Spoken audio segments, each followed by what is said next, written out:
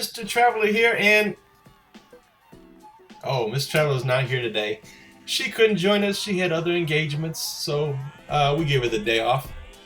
Anyway, guys, we're coming to you today. We want to talk about how we pick our cabin type when we book a cruise. And we'll go through the different cabin types and, why we choose what we choose. In the spirit of traveling on a budget or cruising on a budget, I want to help you guys think about how you pick things. How you like our desktop here. This is Carnival's Island Half Moon Cay. The Carnival Glory back there in the background. If you've never been here, this is one of the, I just love this place. It's a small place, but look how beautiful the water is here. I mean, it's absolutely gorgeous, guys. Anyway, we're going to click on Carnival's website here in a minute. Up until this last cruise, we did the Freedom of the Seas. All our rooms have always been ocean views or balconies. This last time on Freedom of the Seas, we did the interior room. And I was a little bit hesitant at first. I am a bit claustrophobic. Like on planes, I have to sit on the window seat so I can look out the window and see where I'm going. It's not bad, but just a little bit, So I was a little worried about the room on the cruise ship. And to be honest with you guys, I had absolutely no problems. I really enjoyed myself in the room. And, it fit within the budget that we were looking for at the time. Here's my thing on the rooms. We're people that really enjoy the ship. We enjoy the island. So we spend a majority of our time either out on deck at the pool. At night, we might go to the nightclub or go to the place to dance salsa, wherever they're doing that on the ship. We're eating. We're at port. We're out on the islands exploring. We really use the room to get a good night's sleep and rest, take a nap maybe, change our clothes, take a shower, the basics, So for us, for the most part, it's not really that important. Now, that being said, if I can fit it in my budget, I love balconies, absolutely the best. If I can go with a balcony, I do. I try to do a balcony whenever I can. There's nothing like going out there at 3 or 4 o'clock in the morning on the balcony and just looking at the stars. You might see the moon, just listening to the waves, smelling the fresh air. I mean, there's really nothing like it. Between the interior and the ocean view, to me, really isn't that much of a difference. I think the ocean view is probably a little bit bigger, a little bit more storage. But you've got a window that you can look outside and see the water. You may have a porthole that you can look outside and see the water. It's nice because you get natural light into the room. So that piece is nice. But outside of that, it's really not a big stretch for me to do either one of the rooms. So that's kind of where we're at, and so to talk about picking the room based on the budget, let me give you an example. We did the Carnival Triumph last year on a 10-day cruise. It was one of their first journey cruises that they did, and we picked it up in San Juan and in Galveston for 10 days. And our budget around the time, I think, was about $800 per person, right around there. We picked that cruise, believe it or not, we picked up a balcony for under $600 a person. I could not believe it. And that was after taxes and everything. I could not believe the deal we got on that cruise. And so now the balcony was like $6, the ocean view was like $5, and the interior was like $4. Now, I could have got the interior for $400 and saved some money and spent it on other things. But to me, it was worth spending the extra money because it was under our budget, well under our budget actually. And we got the room that we wanted, and we were going to be on the boat for 10 days. So I didn't really want to experiment with the interior room thing there for 10 days. Would I do it? Absolutely. If it was a ship I wanted to be on and it was going to some nice places, I would absolutely do the interior for 10 days. That's fine because, like I said, we go out and enjoy the room.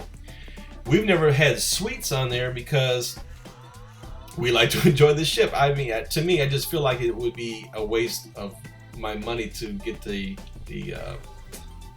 a suite like that. They're beautiful rooms. Don't get me wrong. I've seen them. They're wonderful, beautiful rooms. And I may do it in the future. I think if we had a cruiser, we had a lot of days at sea, it might be worth it. Super special occasion, you might do that. But even Miss Traveler, if she was here, she would tell you, nah, if we're spending that much more money, she'd rather have, if it's like an extra $1,000 for a suite, she would rather have that $1,000 so she can go shopping. Trust me. So anyway, guys, let's dig in. Let me show you this real quick. Let's go to Carnival's website. Let's go on here. I know I'm going to be in Miami right around the 4th of July, so I want to look for a cruise right around 8th, 9th, 10th of July. So I go into the Caribbean. I'm going to select Miami. I'm going to select July. And my duration, I want to do at least a week. So we'll do 6 to 9 days. And let's see what we get here. Here's our choices. Now keep in mind that my budget, for argument's sake, for this video is going to be $800. So we'll look at here and we see 619. I'm looking at the islands, and well, you know what? Since I had that Half Moon Cay up on my screen, well, here's the Carnival Glory going back to the Half Moon Cay, and $759. Now typically these prices that you'll see here listed, 99% of the time that's going to be the beginning rate for the interior stateroom. So let's open this up, and there it is, July 9th. I love it. 7 days. That's perfect timing. If I had to pick this right now, I would go with the interior stateroom. Remember, this is a base rate, so you have to add your port fees and taxes to this. So this cruise, this interior for $759 will probably end up being closer to $900 per person. So I'm over budget, but the cruises are a little bit higher in July, just the nature of the beast. But this would be out of the question for me, because this would be closer to $1,200, and this would probably be closer to $1,300, $1,400. And look at the suite; it's like double the price from the interior, and it's just, to me, it's just not worth it. So this is what I would go with here. Now let's, for argument's sake, let's say we're looking for one in the fall, like we normally do. Let me take off the July, and I'm going to add the November, and I'll get rid of Miami, because it doesn't really matter to me where I'm leaving from in the fall. I'm looking for a deal. Okay, so here we go. Here's some cruises here. Now look at the difference. I'll show you the difference between traveling in the summer and traveling in the fall, in October and November. Look at the difference in the price. Now keep in mind it is still the end of hurricane season, so you've got that to deal with. The weather's probably not as nice as it is during the summer. Que sera, sera. But look here, guys. Same cruise, Carnival Glory, going to Half Moon Cay, St. Thomas, San Juan, beautiful romantic San Juan if you've never been there. But look at the difference in the price. This was $759 on the same boat in July, going to the exact same islands. You know, so even look at November, right after Thanksgiving, $409. You can eat some turkey, watch some football, and then you can go get on the boat. So now here's something to think about, guys. Now, this boat, I would more than likely go with the balcony. It'd be a little bit over $800. It'd probably be close to $850 for this cruise, but I would absolutely spend an extra $50 right there. Boom, and I'd be on that balcony all day long. But now here's something to consider. Now I'm looking for a July, and I'm looking for a November. So keeping in mind that the cruises were a little bit more expensive in July, maybe I could think about, well, look how much money I could save if I did interior on this ship. So this is $310 cheaper, so $620 cheaper for the two of us.